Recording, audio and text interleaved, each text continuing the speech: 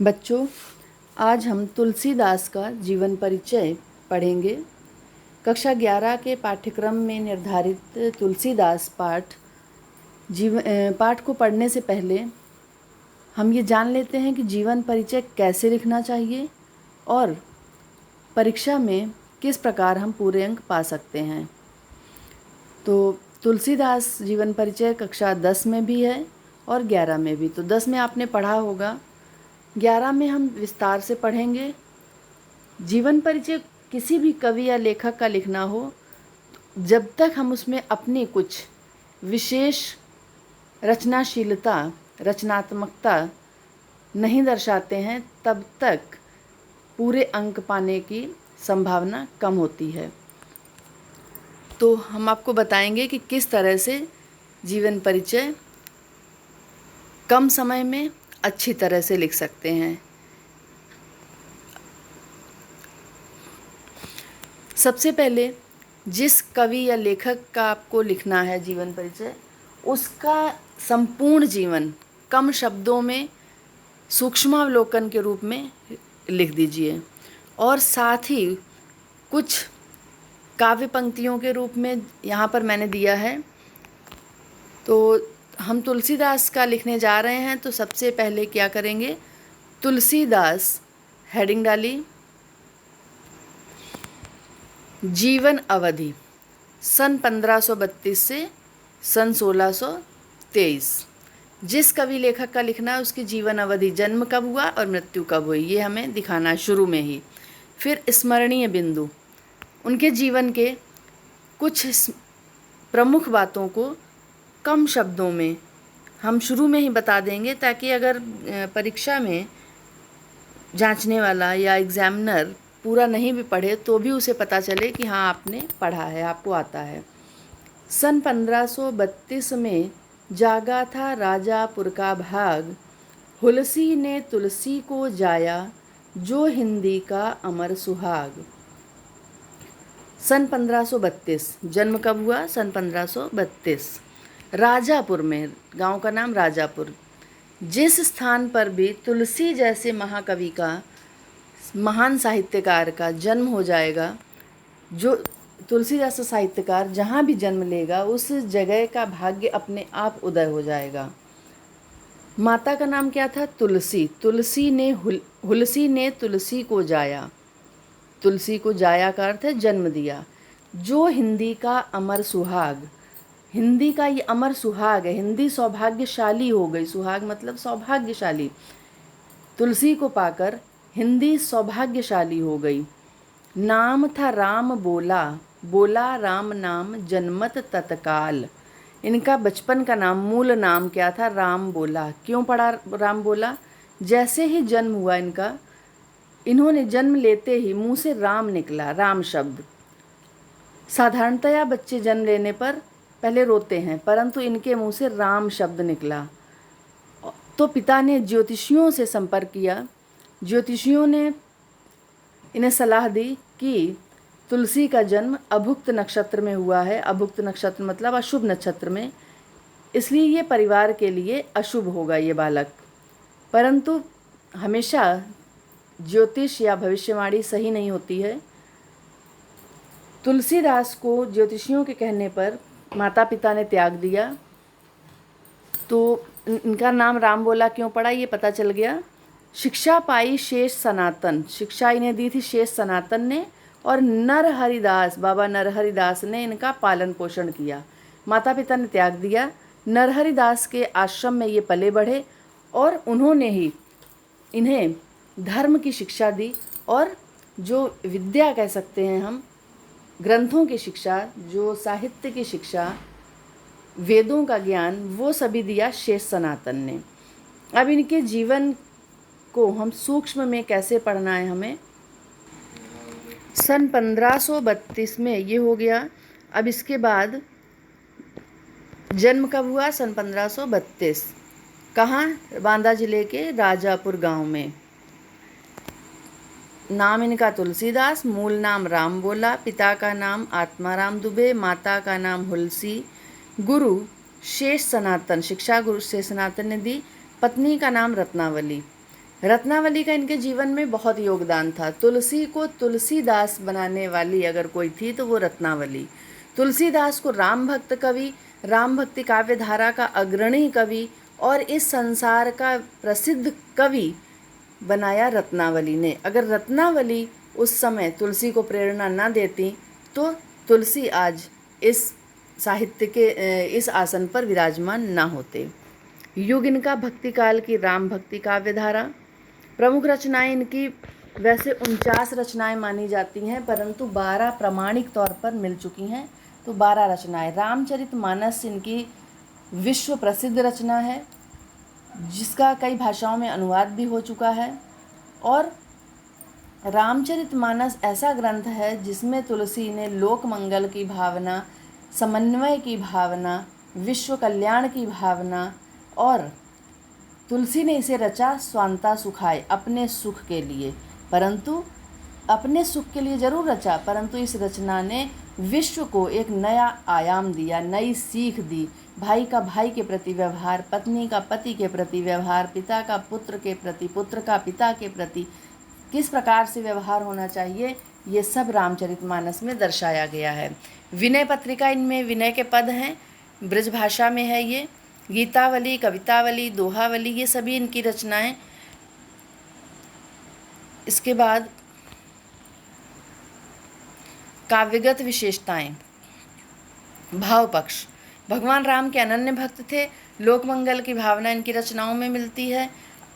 राम की आराधना करते थे और राम की लीलाओं की रचनाएं ही करते थे। कला पक्ष, अवधी और ब्रजभाषा। तुलसी की भाषा अगर पूछी जाए तो अवधी है, और ब्रजभाषा में भी रचनाएं की।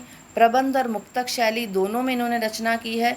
प्रबंध शैली में आपको बताया जा चुका है कि प्रबंध शैली में लिखने का तात्पर्य ये होता है किसी एक घटना का शुरू से अंत तक वर्णन, किसी एक व्यक्ति के बारे में उसके जन्म से मृत्यु तक का पूरा वर्णन। जैसे रामचरितमानस में राम के जन्म से लेकर मृत्यु तक का पूरा वर्णन है उसमें। और कला पक्ष, मृत्यु तक का तो नहीं है परंतु अंत तक है उसमें। इसके बाद कला पक्ष में अवधी भाषा, कला पक्ष बता रहे हैं हम आपको। मुक्तक शैली, प्रबंध शैली, शांत रस, कई रसों का इन्होंने शांत के साथ साथ श्रृंगार, करुण, हास्य भी थोड़ा बहुत वर्णन किया है। छंदों में दोहा, चौपाई प्रमुख छंद रहा है इनका। वैसे कवित्व, सोरठा, सवैया भी विशेष ध्यान रखिए। तुलसी को कलिकाल का वाल्मीकि कहा जाता है, हिंदी साहित्य का चंद्रमा। हरिऔध जी ने कहा था कि सूर सूर तुलसी शशि उडगन केशवदास, कि सूरदास जी हिंदी साहित्य के सूर्य हैं, तो तुलसीदास जी हिंदी साहित्य के चंद्रमा है। और केशवदास को क्या कहा था? उडगन, तारे। अब के कवि खद्योत सम जहत हैं करत प्रकाश। आजकल के कवि कैसे हैं? सूर्य चंद्रमा तो नहीं बन सकते, पर जुगनू हैं, जो आप केवल अपने आसपास ही प्रकाश फैलाता है, जहाँ तहाँ करत प्रकाश, जहाँ तहाँ। इसके बाद तुलसी की मृत्यु सन 1623 ईस्वी में काशी में हुई थी। साहित्य में स्थान राम भक्ति काव्यधारा के ये अग्रणी कवि हैं। अब इसके पश्चात हम जीवन परिचय लिखेंगे विस्तार से।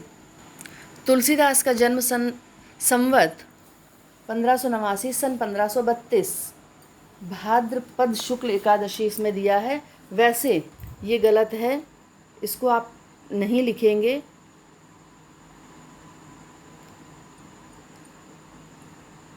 राजापुर के सरयू पारेण ब्राह्मण कुल में हुआ था इनका जन्म। इनके पिता का नाम आत्माराम दुबे और माता का नाम हुलसी था। जन्म के थोड़े दिनों बाद ही माता का देहांत हो गया। और अभुक्त मूल नक्षत्र में उत्पन्न होने के कारण पिता ने भी इनको त्याग दिया। पिता द्वारा त्याग दिए जाने पर अनाथ के समान घूमने लगे। इन्होंने कवितावली में स्वयं लिखा है, बारे ते ललाट बिललाट द्वार द्वारे, दीन चाहते हो चारि फल चारि ही चनक को। इसी दशा में इनकी भेंट रामानंदी संप्रदाय के साधु नरहरिदास से हुई, जिन्होंने इन्हें साथ लेकर विभिन्न तीर्थों का भ्रमण किया। कुछ यहाँ बता दूँ आपको कि कुछ विद्वानों ने लिखा है इनके जीवन के बारे में कि माता पिता ने त्याग दिया था और छोटे से ही थे ये, जन्म के कुछ समय बाद ही तो आश्रम में इन्हें छोड़ दिया था। वहाँ नरहरिदास ने इनका पालन पोषण किया। जिन्होंने इन्हें साथ लेकर विभिन्न तीर्थों का भ्रमण किया। तुलसीदास जी ने अपने इन्हीं गुरु का स्मरण करते हुए इस पंक्ति में लिखा है कि बंदों गुरुपद, बंदी नहीं बंदों है, बंदों गुरुपद कंज कृपा सिंधु नर रूप हरि। नर रूप से मतलब नर हरिदास। तीर्थाटन से लौटकर काशी में इन्होंने तत्कालीन विख्यात शेष सनातन जी से 15 वर्ष तक वेद शास्त्र दर्शन पुराण आदि का गंभीर अध्ययन किया। फिर अपने जन्म स्थान के दीनबंधु पाठक की पुत्री रत्नावली से विवाह किया। तुलसी अपनी सुंदर पत्नी पर पूरी तरह आसक्त थे। पत्नी के एक ही व्यंग से आहत होकर ये घर बार छोड़कर काशी में आए और सन्यासी हो गए। पत्नी ने क्या व्यंग बाण किया था, मतलब क्या एक बार इनके बारे में कहा जाता है कि पत्नी मायके चली गई थी और ये अपनी पत्नी से बहुत प्रेम करते थे, तो उनसे मिलने के लिए इतने अधिक व्याकुल हो उठे कि बरसात में बारिश हो रही थी और वर्षा में ही ये घर से निकल पड़े और सांप को रस्सी समझकर खिड़की पर उस सांप के सहारे चढ़ गए। ऐसा किंवदंती है, कहाँ तक सत्य है ये कहा नहीं जा सकता। और उस हाल में जाकर जब ये रत्नावली के सामने पहुँचे तो रत्नावली ने इन्हें डांटा, फटकारा, कहा कि अस्थि चर्ममय देह तम, अस्थि चर्ममय देह मम, तामे ऐसी प्रीति, होती न जो रघुनाथ तो, होती न तव भव भीति। कि अस्थि चर्म, हड्डियों और चमड़े से बना हुआ जैसा मेरा शरीर वैसे ही तुम्हारा भी है। फिर अगर इतना प्रेम श्री राम से करते तो तुम्हारा तो भवभीति, तुम इस भव सागर से मुक्त हो गए होते। बस इतना सुनकर ये वापस उल्टे पांव लौट पड़े और राम भक्ति में जुट गए। इन्होंने फिर वापस घर की तरफ नहीं देखा। तो इसलिए कह देना यहाँ पर उचित है कि रत्नावली के कारण ही तुलसी को ज्ञान प्राप्त हुआ। वो प्रेरणा रत्नावली से ही मिली तुलसी को। लगभग 20 वर्षों तक इन्होंने समस्त भारत का भ्रमण किया, जिससे इन्हें समाज को निकट से देखने का सुअवसर प्राप्त हुआ। ये कभी चित्रकूट, कभी अयोध्या, कभी काशी में निवास करते रहे। जीवन का अधिकांश समय इन्होंने काशी में बिताया। यहीं संवत 1680 सन 1623 ईस्वी में 80 घाट पर परम धाम को सिधारे।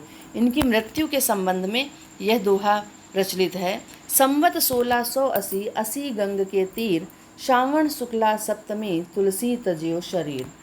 तो तुलसीदास जी ने अपने शरीर को वहीं पर त्याग। रचनाएं तुलसीदास जी द्वारा लिखित 37, कुछ विद्वानों ने 37 की जगह पर 49 बताया है, माने हैं, किंतु प्रामाणिक ग्रंथ 12 ही हैं, जिनमें 5 प्रमुख हैं: श्री रामचरितमानस, विनय पत्रिका, कवितावली, गीतावली, दोहावली।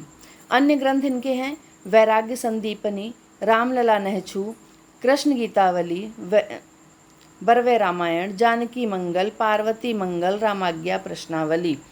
हनुमान बाहुक भी इनका ग्रंथ है एक। इसमें जो रामाज्ञा प्रश्नावली है ये ज्योतिष संबंधी ग्रंथ है इनका, और हनुमान बाहुक जो है वो इन्होंने शारीरिक पीड़ा से मुक्ति के लिए लिखा था, हनुमान जी की स्तुति करने के लिए।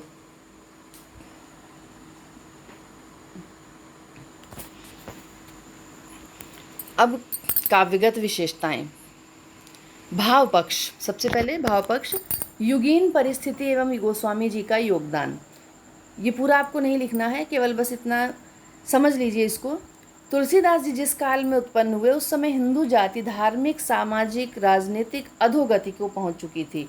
जब तुलसीदास जी का जन्म हुआ उस समय मुगल आक्रमण, पूरी तरह से मुगल शासन हो चुका था, और ऐसे में हिंदू समाज क्या था, जो भारतवासी थे वो केवल हिंदू ही नहीं, भारतीय समाज कह सकते हैं कि मुगलों के अलावा बहुतायत हिंदू समाज था, जो धार्मिक रूप से, सामाजिक और राजनीतिक सब तरह से, हर प्रकार से अवनति की ओर, नीचे की ओर जा चुका था। हिंदुओं का धर्म और आत्मसम्मान यवनों के अत्याचार से कुचला जा रहा था। सब और निराशा का वातावरण व्याप्त था। ऐसे समय में अवतरित होकर गोस्वामी जी ने जनता के सामने भगवान राम का लोक रक्षक रूप प्रस्तुत किया, जिन्होंने यवन शासकों से कहीं अधिक शक्तिशाली रावण को केवल वानर भालुओं के सहारे ही कुल सहित नष्ट कर दिया। तुलसीदास जी ने जनता को संदेश दिया कि जब राम ने भी एक साधारण मनुष्य के रूप में जन्म लिया था और उन्होंने वानर और भालुओं के सहारे पर उस लंकापति रावण को जीत लिया, तो मुगलों से जीतना कठिन नहीं है। इसके बाद राम राज्य के रूप में एक आदर्श राज्य की स्थापना, ये भाव पक्ष है, ये सब इनकी रचनाओं में मिलता है, इसलिए लिखा गया है। तुलसीदास ने एक आदर्श राज्य की कल्पना राम राज्य के रूप में लोगों के सामने रखी। इसी आदर्श राज्य का आधार है आदर्श परिवार। देखिए, जब परिवार आदर्श होगा तभी राज्य आदर्श होगा। ये तुलसीदास ने रामचरितमानस में दर्शाया है। उन्होंने रामचरितमानस के द्वारा व्यक्ति के स्तर से लेकर, मतलब एक व्यक्तिगत रूप से एक व्यक्ति से लेकर पूरे देश तक कैसे समाज राज्य के समस्त अंगों का आदर्श रूप प्रस्तुत किया। इस प्रकार निराश जनसमाज को प्रेरणा देकर राम राज्य के चरम आदर्श तक पहुंचाने का मार्ग दिखाया।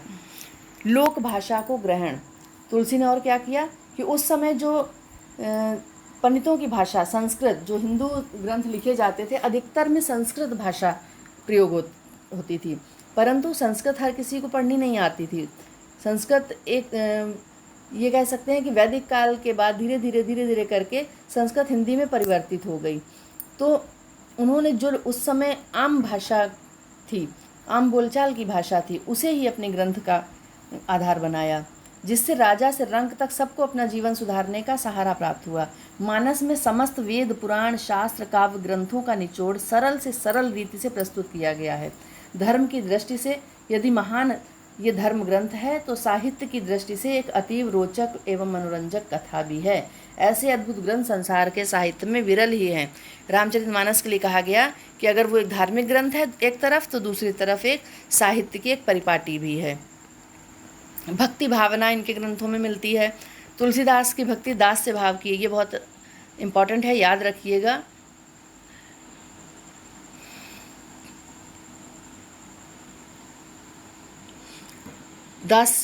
तुलसीदास की भक्ति दास्य भाव की, ये इम्पॉर्टेंट है। इतिहास के प्रश्नों में भी पूछा जाता है कि तुलसी की भक्ति किस भाव की है, दास्य भाव की।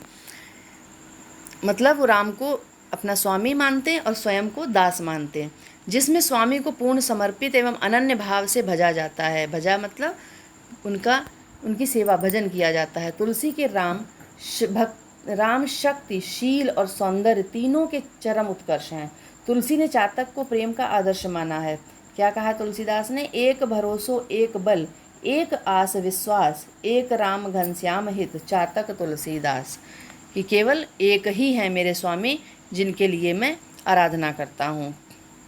कला पक्ष, भाषा, आपको केवल इतना याद रखना है कि तुलसीदास ने अवधी और ब्रज भाषा में समान अधिकार से रचना की है। भाषा शुद्ध संस्कृतनिष्ठ और प्रसंगानुसारणी है। इसके बाद शैली, ज़्यादा आपको नहीं करना है, बस इतना पढ़ना है। शैली, गोस्वामी जी ने जिन शैलियों में रचना की उनमें से प्रमुख आप कह सकते हैं कि बरवे शैली, कवि सवैया शैली, दोहा चौपाई शैली आदि। फिर छंद, तुलसीदास जी ने कितना आपको लिखना है? केवल तुलसीदास जी ने दोहा चौपाई सोरठा हरिगीतिका छंदों का प्रयोग किया है। ठीक है, दोहा या सोरठा इस प्रवाह को सुखद विश्राम प्रदान करते हैं और हरिगीतिका छंद का भी प्रयोग किया है। इतना देना है आपको।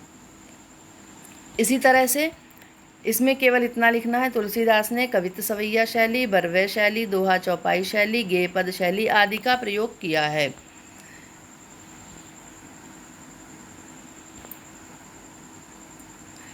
फिर अलंकार, अलंकारों में तुलसी के प्रिय अलंकार हैं उपमा, रूपक, उत्प्रेक्षा। संस्कृत में कालिदास की उपमाएं विख्यात हैं। तुलसी अपनी कुछ श्रेष्ठ उपमाओं से कालिदास से भी बाजी मार ले गए। अबला कच भूषण भूरि क्षुधा, धनहीन दुखी ममता बहुधा। इसके अतिरिक्त इन्होंने संदेह, प्रतीप, उल्लेख, व्यतिरेक, परिणाम, अन्वय, अनन्वय होता है, श्लेष, असंगत, अर्थांतर न्यास आदि अलंकारों का भी प्रयोग किया है। साहित्य में स्थान, इस प्रकार रस, भाषा, छंद, अलंकार, नाटकीयता, संवाद कौशल, ये आपको इतना नहीं करना है। आप केवल लिखना है कि इस प्रकार साहित्य में स्थान, इस प्रकार कविता कामनी, यहाँ से फिर कर देंगे, उनको पाकर धन्य हो गई। हरिऔध जी ने उनके विषय में सत्य ही कहा है, कविता करके तुलसी न रसी, कविता लसी पा तुलसी की कला। तो इस प्रकार ये जीवन परिचय पूरा हुआ। समझ में आ गया होगा। अच्छे से इसको बार बार सुनिएगा जहाँ पर भी समझ में ना आए उसे पूछ लीजिएगा। धन्यवाद।